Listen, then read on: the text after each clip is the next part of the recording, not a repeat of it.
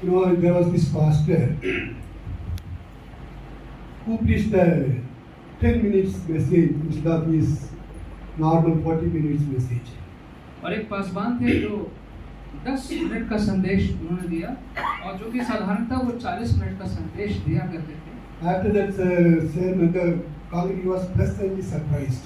और उस संदेश के बाद जो जो जो जमात थी वो बहुत खुश हो गई, आश्चर्य से भर गई। Then he gave an explanation why it was only for 10 minutes.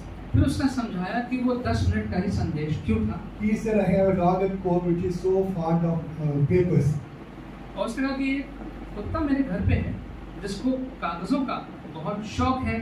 This morning, that ate a part of my message that we will not preach today. और वो जो था मेरा कुछ हिस्सा संदेश का कागज का खा गया जो मैं प्रचार नहीं कर पाया। After the service, one visitor from another church came to the pastor. तो सर्विस के बाद कोई थे जो वहाँ पे उस दिन आए थे, विजिट करने आए थे, तो उन्होंने आके पासवान से कहा, He asked him, Father, do you have a pup of the dog that ate your sermon? Please tell me, I want to buy one for my pastor. तो कहा कि आपका जो कुत्ता है क्या उसका कोई बच्चा नहीं है? मैं वो चाहता हूँ अपने पासवान को वो बच्चा उसी कुत्ते का दे दूँ। Actually, I don't have a dog. मेरे पास घर पे कुत्ता नहीं है। You have to listen. आपको वही सुनना पड़ेगा। Okay, today we will continue with our sermon series on one step at a time. और जो हमारी श्रृंखला चल रही थी कि एक-एक कदम करके उसी श्रृंखला में संदेश हम आगे बढ़ाएंगे आज। We are looking at the life of Abraham हम अब्राहम के जीवन को देख रहे हैं and the steps he took and what he learned through those steps. क्या-क्या कदम उसने उठाया और उन कदमों से उसने क्या-क्या सीखा। Last message we saw this step was a step of retracing. और पिछली बार में देखा था कि जो उसने कदम उठाए थे तो वो अपने पदचिन्हों को वापस ढूंढ रहा था And a step of separation to God. और कैसे परमेश्वर से वो अलग हुआ था। How he physically and mentally retraced his steps. और कैसे परमेश्वर के पास वो मानसिक रीति से और शारीरिक रीति से वापस पहुंचा। We also saw that he separated himself from Lord to belong to God and God alone. और फिर वो लूत के से अलग होकर के कैसे वो परमेश्वर के साथ दोबारा उसने अपने आप को जोड़ लिया। Now we all know that Abraham had to wait 25 years before he got a son. हमको मालूम है कि अब्राहम को 25 वर्ष इंतजार करना पड़ा जिससे पहले कि उसका पुत्र पैदा होता। But if we ever wonder why God made him to wait for 25 years? लेकिन कभी सोचा आपने परमेश्वर ने उसको 25 वर्ष तक इंतजार क्यों कराया? He could have easily given a baby the very next year. अगले वर्ष ही उसको एक बच्चा प्रदान किया जा सकता था। But he made you wait for 25 years. लेकिन उसको परमेश्वर ने 25 साल तक इंतजार कराया। No, before Abraham there were other important people. Ibrahim से पहले और भी बड़े लोग थे। Adam was there, आदम था, and Cain and Noah. Can था, नोआ था। They all learned about God something. और इन सबने परमेश्वर के बारे में कुछ न कुछ सीखा है। In the Garden of Eden, we don't know what all Adam learned about God. हमको नहीं मालूम कि आदम की वाटिका में आदम ने परमेश्वर के बारे में क्या-क्या सीखा। But he definitely learned and experienced God's righteousness and holiness. लेकिन अवश्य उसने परमेश्वर धार्मिक है, परमेश्वर पवित्र है, ये तो उसने जरूर सीखा। After he sinned, he had to come out of the Garden of Eden. After he sinned, he had to come out. और उसने जब उसने वो पाप किया वहाँ पे तब उसको उस वाटिका से बाहर आना पड़ा। After he came out of Garden of Eden, we do not know whether he learned anything because Bible doesn't talk about it. और आदम की वाटिका के बाहर आने के बाद मालूम नहीं उसने कुछ सीखा कि नहीं क्योंकि वचन में उसके आगे कुछ लिखा नहीं। But he knew God is holy and he is righteous. लेकिन ये उसको मालूम था कि परमेश्वर पवित्र है और परमेश्वर धर्मी है। Then comes to people, Cain, Noah, and the people were trying to build the Tower Babel. उसके बाद वो लोग जो बाइबल का जो मीनार बना रहे थे कि उसमें वो लोग की बात होती है वचन में। To them also God revealed himself as a righteous and holy God. और उनको भी परमेश्वर ने अपने आप को प्रस्तुत किया इस रूप से कि वो पवित्र परमेश्वर है। He judged Cain because of for his killing of Abel. और कैन ने हाबिल को मारा था इसलिए उसका न्याय किया परमेश्वर ने। He judged people who sinned during the time of Noah. नोआ के समय में जिन लोगों ने पाप किया था उनका न्याय परमेश्वर ने He किया, judged people are confused in language because they did not give honor to God. क्योंकि वो परमेश्वर को आदर नहीं दे रहे थे, इसलिए उनकी भाषाओं को परमेश्वर ने To all, मिला दिया। to all these men, God revealed Himself as a holy and righteous God. और इन सब लोगों पे परमेश्वर ने एक पवित्र और धर्मी परमेश्वर बन के अपने आप को प्रदर्शित किया। But to Abraham, He revealed Himself much more than that. लेकिन उन सब से बढ़कर परमेश्वर ने इब्राहिम को अपने आप को दिखाया। In fact, God chose Abraham so that He could reveal Himself to human beings. और परमेश्वर ने इब्राहिम को चुनाव किया ताकि वो अपने आप को प्रदर्शित कर सके। He chose Abraham so that He would reveal Himself to Abraham. In turn, Abraham revealed Himself, God to the human being. और उसने परमेश्वर ने ऐसा किया ताकि परमेश्वर इब्राहिम को चुनाव करे, अपने आप को अपने बारे में जानकारी दे, और फिर उसके बदले में इब्राहिम अपने लोगों को परमेश्वर के बारे में बताए। Whatever God revealed Himself to Abraham and his descendants being written in this book. और वचन में लिखा हुआ है जो कुछ भी परमेश्वर ने अपने बारे में इब्राहिम और उसके आगे जातियों को बताया। Lord, this is the only source of knowledge about the Creator God you can get in the world. और यही एकमात्र हमारे पास साधन है, स्रोत है जिससे हमें परमेश्वर के बारे में जानकारी मिल सकती है। In this book, God has revealed Himself through Abraham and his descendants. और इब्राहिम और उसके आगे जो वंश था उसके द्वारा परमेश्वर ने अपनी सारी बातों को हम पे प्रकट किया है। There is no other source of knowledge about God. और परमेश्वर के बारे में जानकारी का कोई और स्रोत हमारे पास You know, नहीं है। if God has given him a son the very next year after He promised. अगर परमेश्वर ने अगले ही दिन, अगले ही वर्ष उसको एक पुत्र दे दिया होता इब्राहिम को, Abraham would not have learned whatever God wanted him to learn. तो फिर इब्राहिम शायद कभी सीख नहीं पाता जो कुछ परमेश्वर उसको सिखाना चाहते थे। During those 25 years, God revealed him so much. उन 25 वर्षों में परमेश्वर ने अपने बारे में बहुत सी बातें जाहिर करी इब्राहिम पे। As he revealed, Abraham was to learn and was able to put his trust on God. और तब इब्राहिम ने इन सब बातों को सीखा और अपना भरोसा परमेश्वर पे लगाया। God looked at his faith and credited to him as righteous. और परमेश्वर लिखा है, परमेश्वर ने उसके विश्वास को देखा और उसको धर्मी ठहराया। There was a kind of faith Abraham had on God. और ये इस प्रकार का जो विश्वास था वो इब्राहिम का परमेश्वर के ऊपर था। But it took 25 years for him to come to that level of faith. लेकिन 25 वर्ष लग गए उसको उस स्तर पे आने के लिए विश्वास के। Then God gave him a son.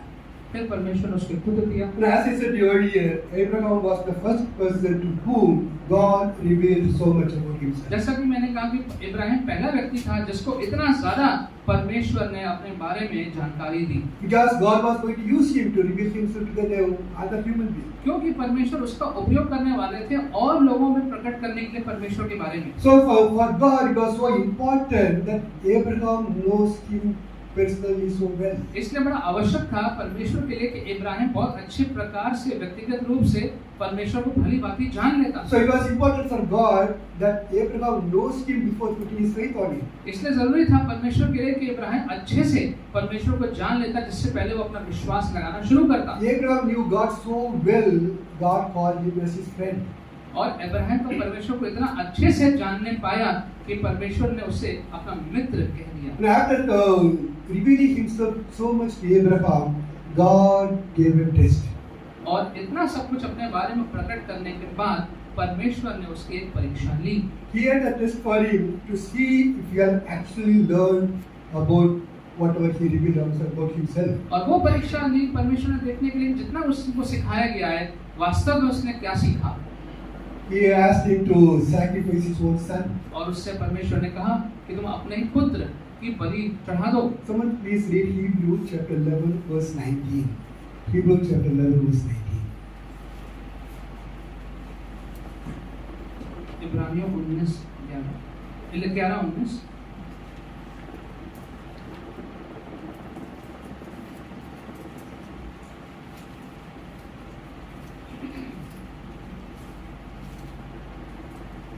Anybody who are open to this reading? He considered the fact that God is able even to raise someone from the dead, and figuratively speaking, He did receive him back.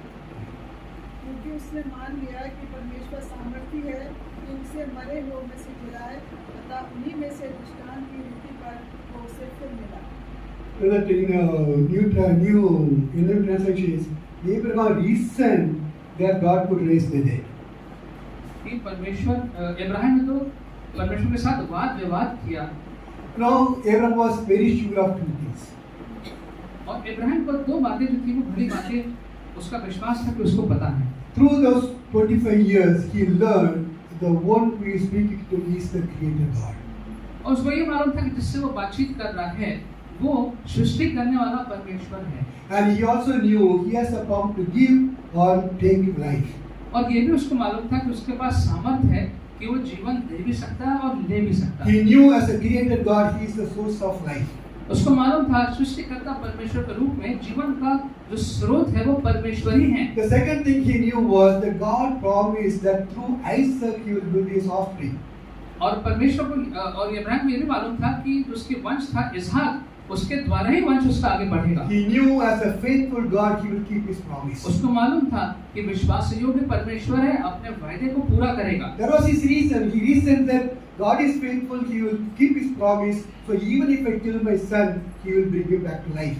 और इसका मतलब ये हुआ कि उसको इतना विश्वास था कि अगर मेरा पुत्र की मृत्यु भी हो जाए तब भी क्योंकि परमेश्वर ने कहा है तो वो उसको वापस भी मृत्यु से ला सकता So है। it took 25 years for him to come to that kind of faith. लेकिन ऐसे विश्वास पर पहुंचने के लिए उसको 25 वर्ष लग गए। So God revealed himself to him and Abraham learned.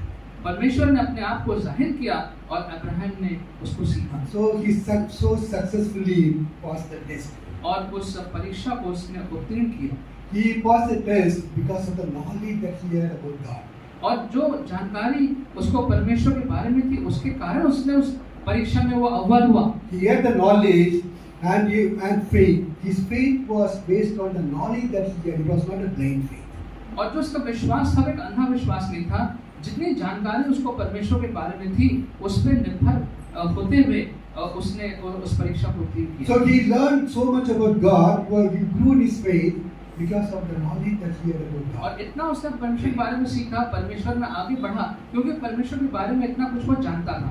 But how did he learn all these things? लेकिन उसने ये सब सीखा कैसे? Learn all this through pain and struggles. क्योंकि जितनी दुख तकलीफ से वो गुजरा उसके द्वारा उसने सीखा। Through his normal day-to-day life. जो उसका रोज की दिनचर्या थी उससे उसने सीखा। Everyday practical life that he learned God. और रोज रोज के जो साधारण जीवन था उसमें उसने सीखा। It was not that God took him somewhere and made him sit in one place and told him everything about himself. और ऐसा नहीं था कि परमेश्वर उसको एक जगह ले गया, बैठा दिया और उसको वहां बैठा के सिखाने लगा। No, he didn't know that. He did it practically in everyday life. लेकिन रोज रोज के जीवन में छोटी-छोटी बातों में उसने परमेश्वर ने उसको सिखाया। Very often that's what God is trying to do to us. और अक्सर परमेश्वर यही हमारे साथ भी करना चाहते हैं। He takes us through some situation where that so that we know God more in our lives. और कुछ परिस्थितियों से परमेश्वर हमें जाने देता है ताकि हम परमेश्वर के बारे में वहां सीखने पाएं।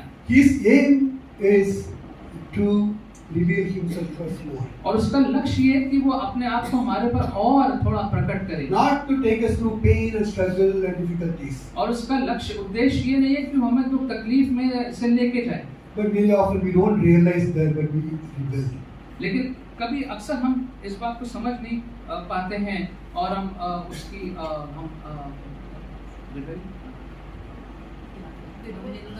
अवहेलना No, sometimes we want God's blessing, but we do not want to know the person who gives us the blessing. कभी-कभी हम परमेश्वर की आशीष तो चाहते हैं लेकिन उस व्यक्ति को नहीं जानते कि वो आशीष कौन देगा। If God had given him a son very next year after the promise, अगर अगले ही वर्ष वादे के बाद परमेश्वर ने उसको पुत्र दे दिया होता, do you think Abraham would be ready to sacrifice his son? क्या आपको लगता है कि इब्राहिम तैयार हो जाता अपने पुत्र को बलि देने के लिए? No, he would have refused outrightly.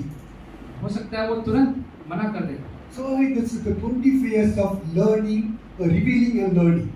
25 वर्ष लगे परमेश्वर ने अपने आप को प्रकट किया और उसने सीखा। Now he knew God as his Almighty God. अब वो परमेश्वर को अपना उद्धारकर्ता के रूप में महान परमेश्वर के रूप में जानता And है। one of the biggest mistake we Christians do is this.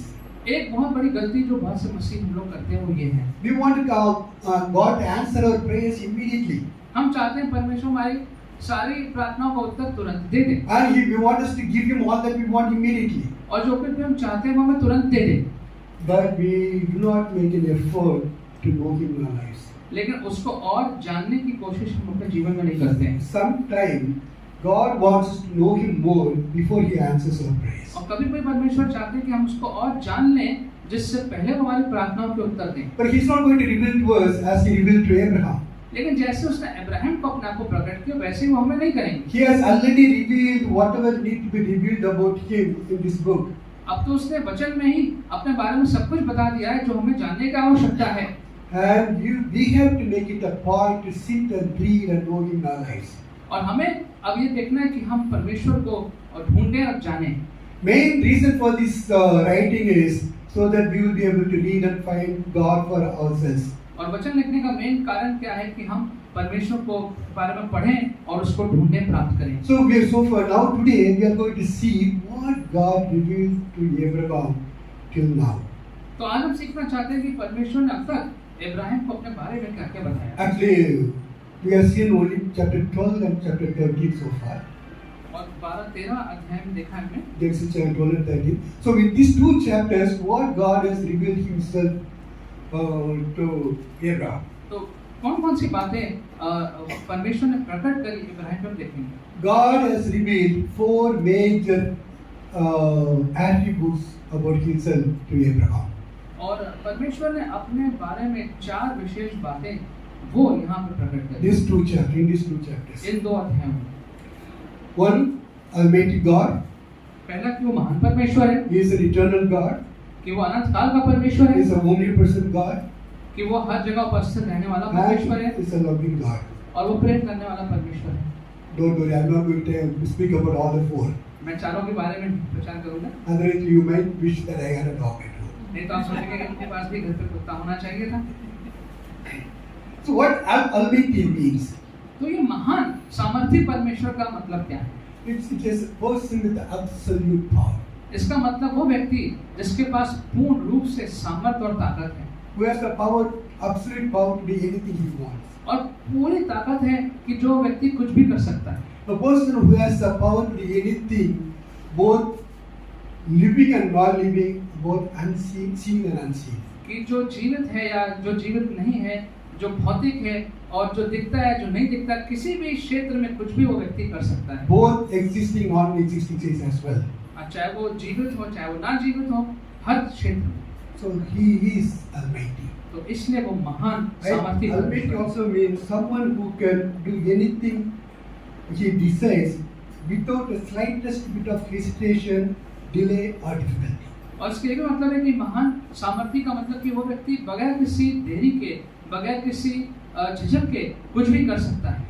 No creation has the power except the Creator God to do that. और पूरी जो सृष्टि हमारी है, हमारे पास किसी के पास ये सामर्थ्य नहीं है सिवाय सृष्टि करता है। Only the Creator God has the absolute power to do anything He wants, any time He wants, anywhere He wants. सिर्फ हमारा जो सृष्टिकर्ता परमेश्वर वही किसी भी समय, किसी भी क्षण जो करना चाहता है वो कर सकता है। Also, Almighty is the one who has the promise, who has the right to do, give any promise. और जो हमारा महान परमेश्वर है उसके पास ये अधिकार भी है कि वो हमें कोई वचन भी दे सकता Who है can give any promise to anything to anyone at any time.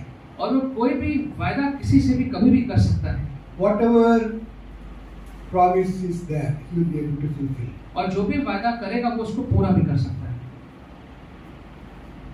No, only God has the power to promise and fulfill His promise because He knew He has the power to accomplish whatever He promised. परमेश्वर के पास ही वो एकमात्र सामर्थ्य है कि वो कोई वायदा कर सकता है, उसको पूरा कर सकता है, क्योंकि उसको मालूम है कि ये सामर्थ्य केवल उसी के पास है। Because only He has the ability to promise anything to anybody. क्योंकि उसी के पास ये सामर्थ्य है जो अपनी बात को पूरा कर सकता है।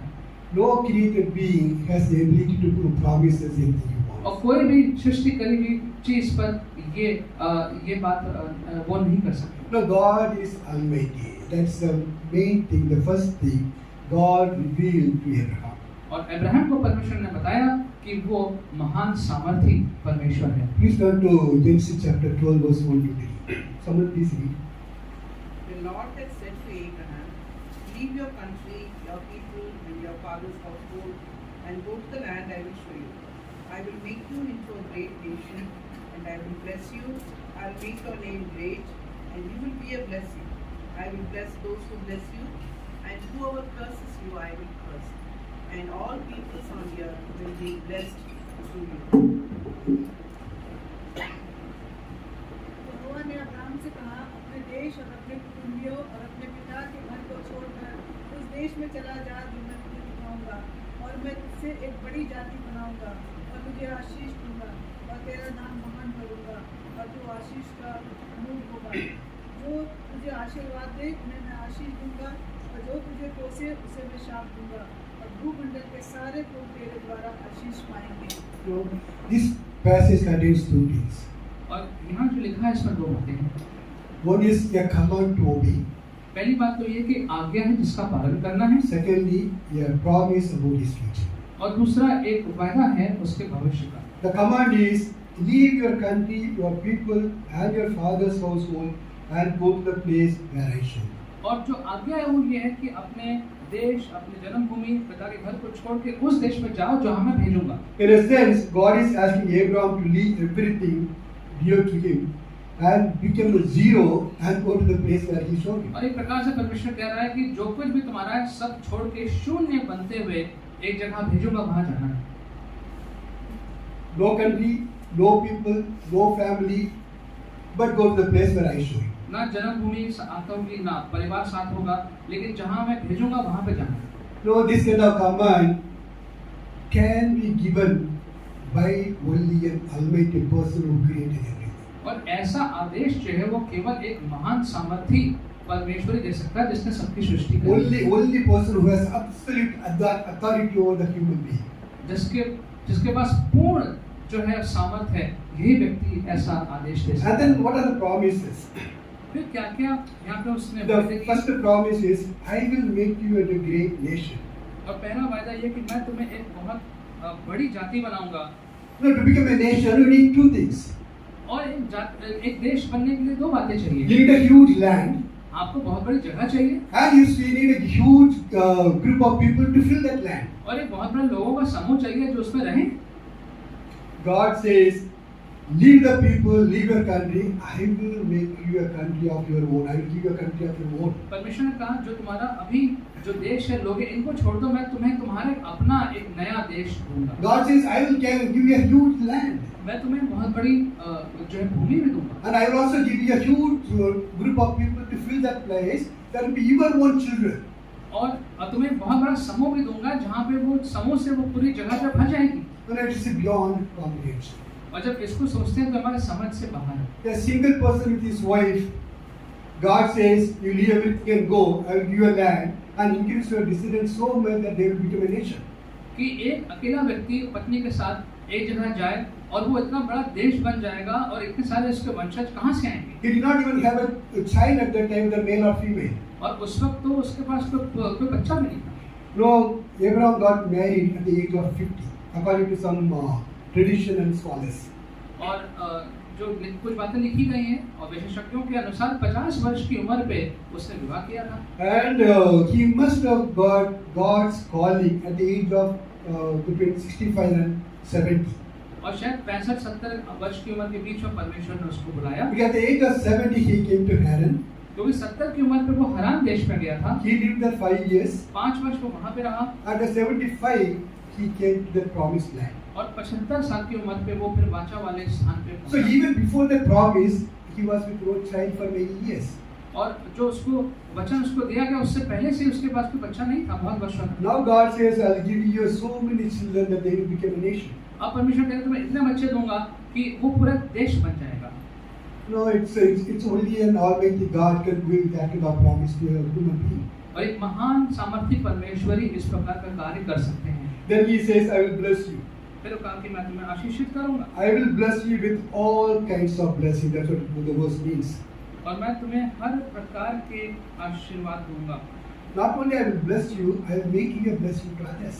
और मैं तुझे औरों के लिए भी एक आशीष का कारण बनाऊंगा। I will bless those who bless you. I will curse those who will curse you. और जो तुम्हें कोसेंगे मैं उन्हें श्राप दूंगा, और जो तुम्हें आशीर्वाद देंगे मैं उन्हें आशीष What दूंगा। actually he means is you will be always at my control and my protection. तो वो कहना चाह रहे हैं कि तुम हमेशा मेरे नियंत्रण में, मेरी छत्र छाया में, सुरक्षा में I will not रहोगे, even allow you other people to curse you. That's what he says. और तुम्हारे पर कोई लोगों का श्राप जो है वो नहीं आने पाएगा, And he says all the nations on the earth will be blessed through you. और जितने भी और देश हैं वो तुम्हारे द्वारा आशीष प्राप्त You know, all करेंगे। these blessings are so huge. और ये सारी जो आशीषें हैं बहुत बड़ी हैं, And only a creator God and Almighty God can give this kind of blessings. और केवल एक सृष्टि करने वाला महान सामर्थी परमेश्वर ही ऐसा कार्य कर सकते हैं। No one person, no other creation, whether it's a human being or angel, can never give this kind of promise to any human being. और इस प्रकार का वचन ना कोई सृष्टि करा हुआ व्यक्ति या कोई स्वर्गदूत ऐसा नहीं कर You सकता। know, the man person who made this promise,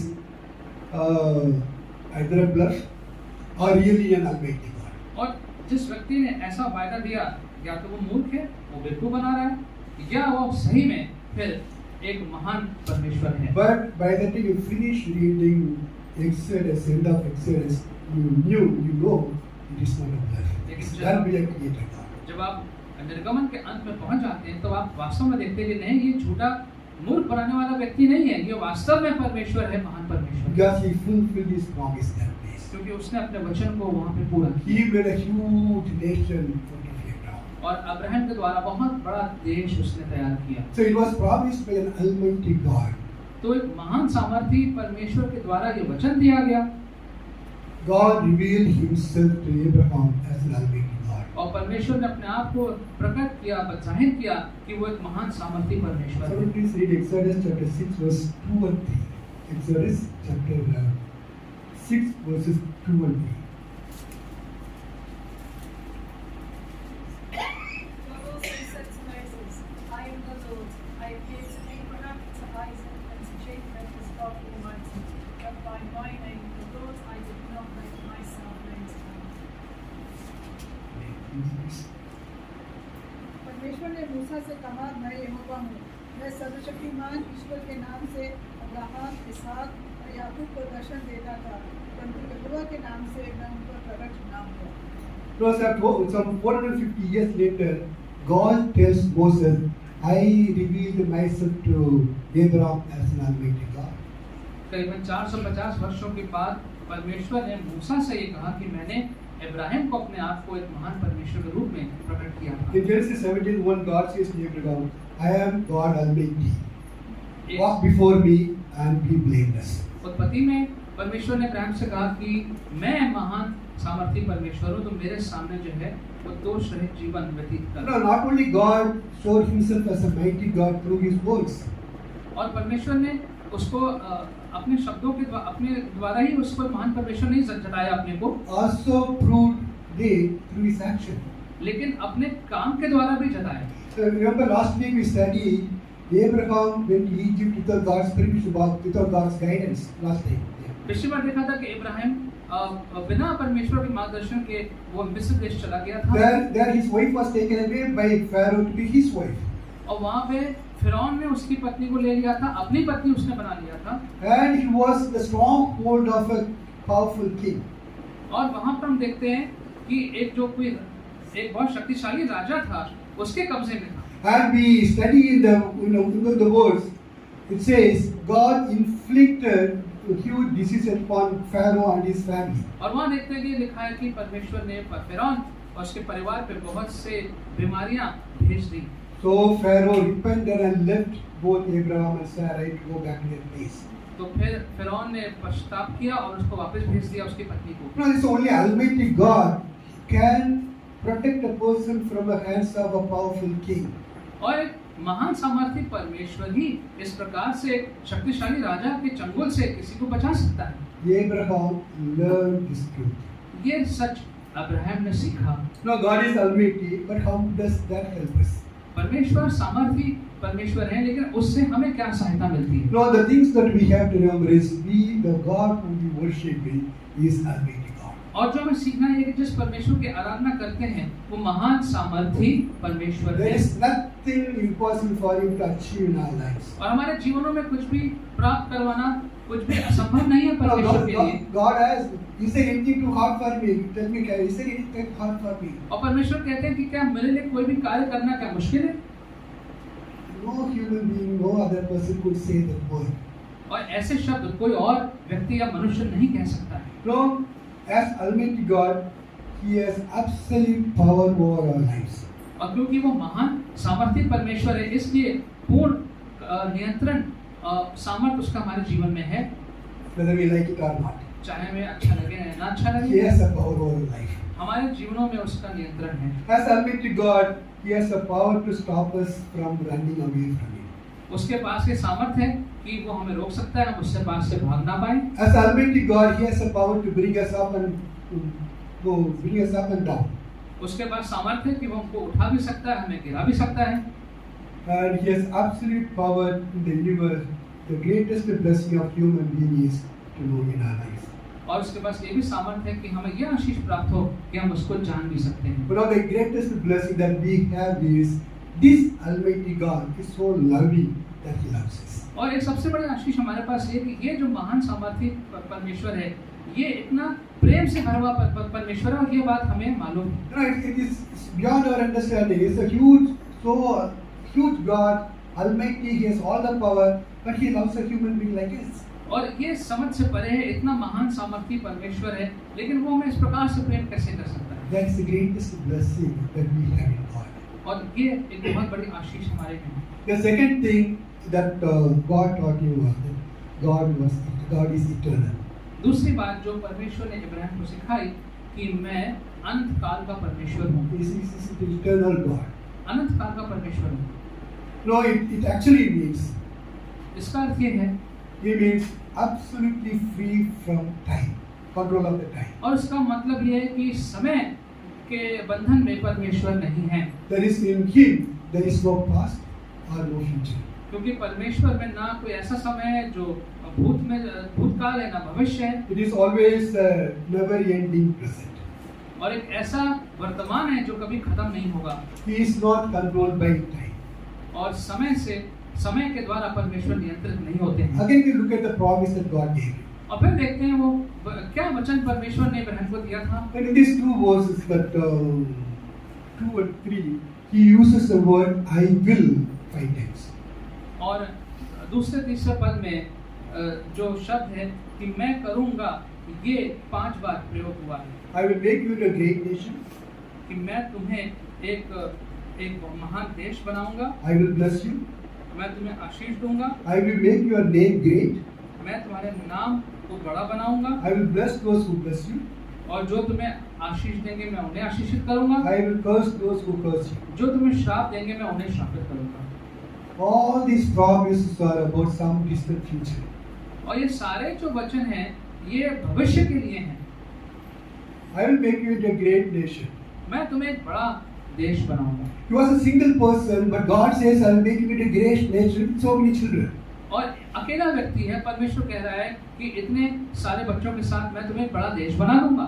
You know, you can easily understand it's not going to happen in 10-15 years. और ये समझ सकते हैं कि 10-15 साल में भी ऐसा होने वाला नहीं है 10-15 years, we cannot make a nation. कि 10-15 साल में आप एक नया देश नहीं बना सकते। Unless God suddenly brings some 1 million people from heaven and put it in front of him. और जहाँ पे भी 10 लाख लोग एकदम से कहीं से स्वर्ग से वो ना भेज दें पृथ्वी पे। So making a nation is not possible in 10-15 years. 10-15 साल में एक देश नया बनाना नामुमकिन है। He was talking about hundreds of years.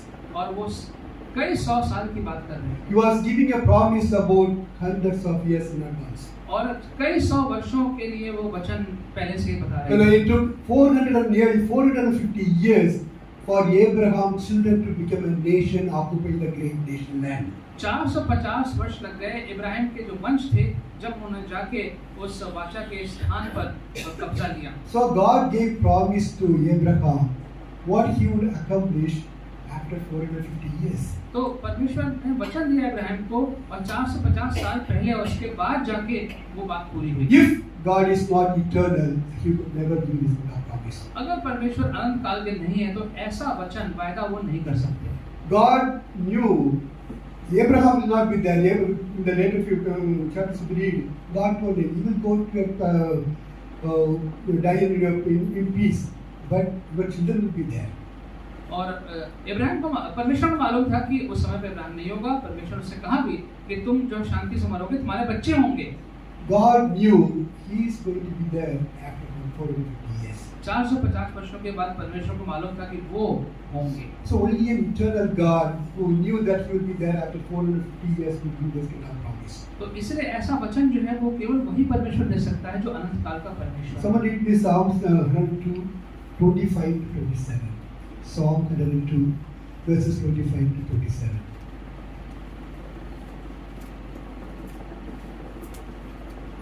Long ago you established the earth, the mountains in the work of your hands. They will perish, but you will endure. All of them will wear out like clothing. You will change them like a garment. They will pass away. But you are the same, and your years will never end. Your servants and children will dwell securely, and their offspring will be established before you. Please.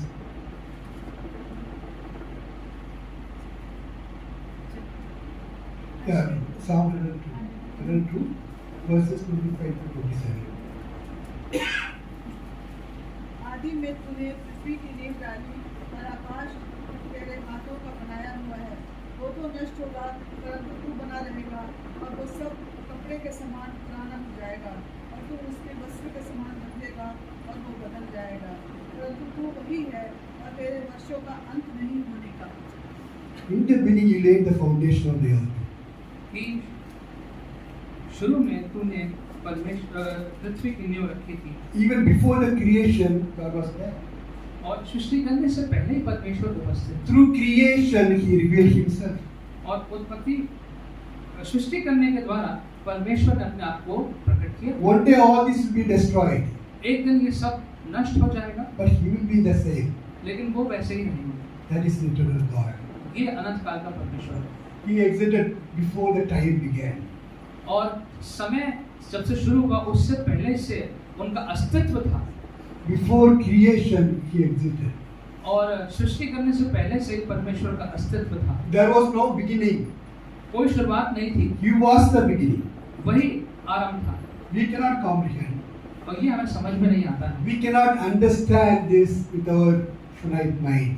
और हमारे जो छोटे क्षमता के मन से दिमाग से हम ये बातों को समझ नहीं सकते। Where, when, how? No one knows how, where, when He exists, how He और exists. ये कब हुआ, कैसे हुआ, कब हुआ, कैसे सब चीज शुरू हुई है किसी को समझ में नहीं आता। Only thing that we can understand from the first verse of the Bible is God. He existed before creation.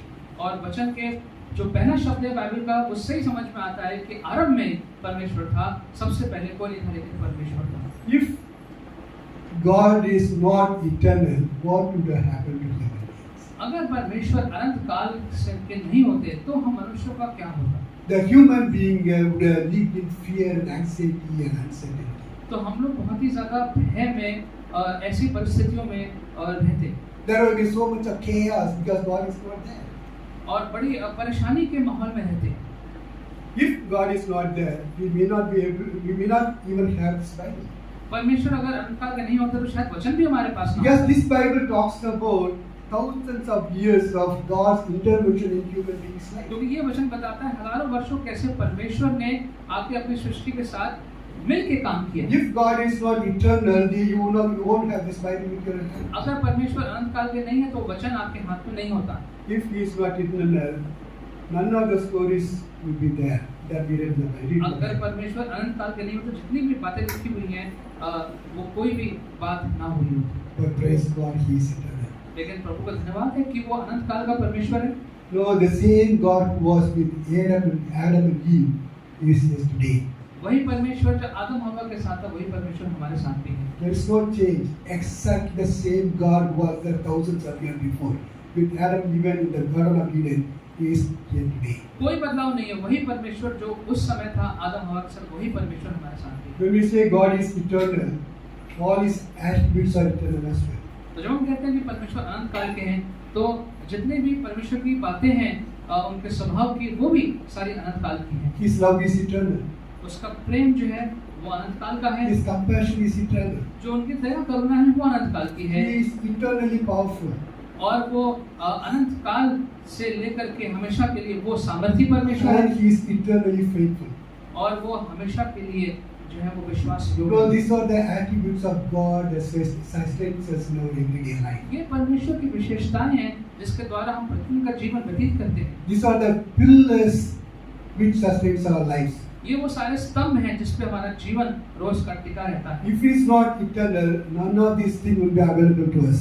अगर परमेश्वर अनंत काल के नहीं है तो ये कोई भी बात हमारे जीवन में लागू ना हो पाती। None of these attributes will be available to us. उसकी कोई भी विशेषता हमारे जीवन में लागू ना हो पाती। But praise God, he is eternal. लेकिन प्रभु को धन्यवाद हो कि वो अनंत काल का परमेश्वर है।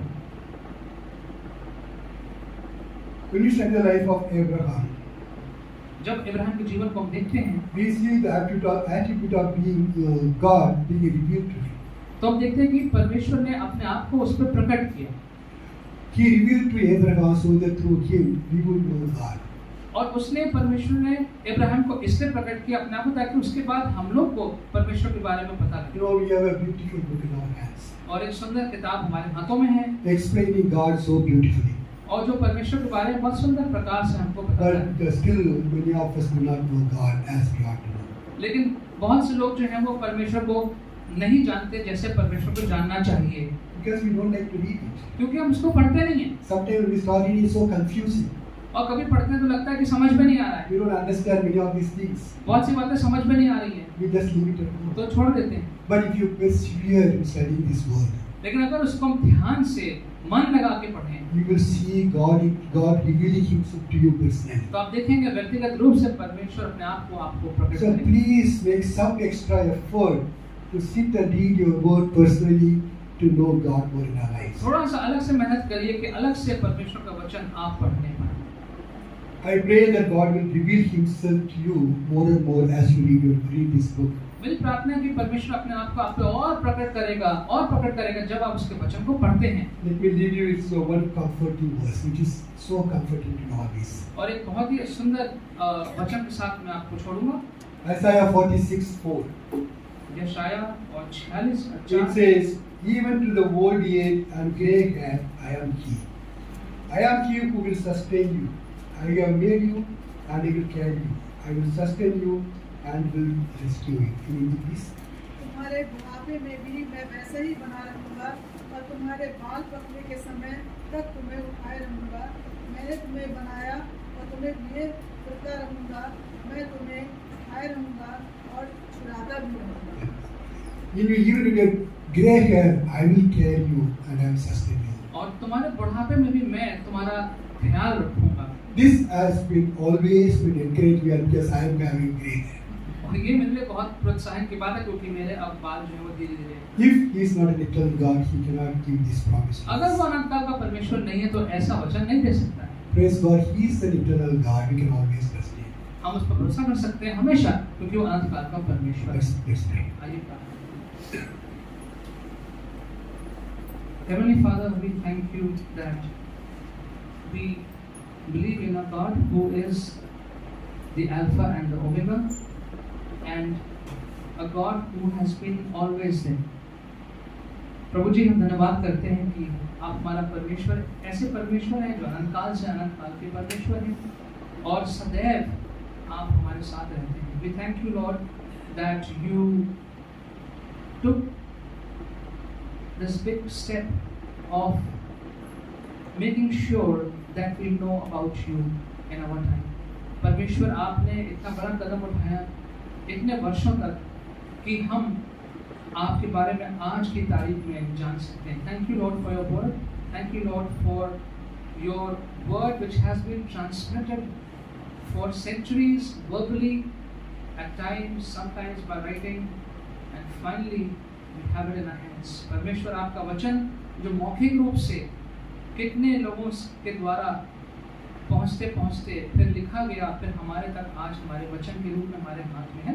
Lord, to read this word, help us, Lord, to read and seek your guidance and seek to get closer to you as we read your word. परमेश्वर आपके वचन को पढ़ें, आपके मार्गदर्शन आपसे लें और आपकी नज़दीकी में बढ़ते जाएं। Help us, Lord, like Abraham, to take time and to know you as we trust you. कि हम समय लेते हुए आपको और जाने और आपको जानते जानते आप पे हमारा भरोसा आते रहे. We commit ourselves to you and we pray, Lord, that you enable each one of us to draw closer to you. अपने आप को आपके हाथों में सौंपते परमेश्वर प्रार्थना करते हैं कि हमें सारे व्यक्ति को अपने नजदीक में ला.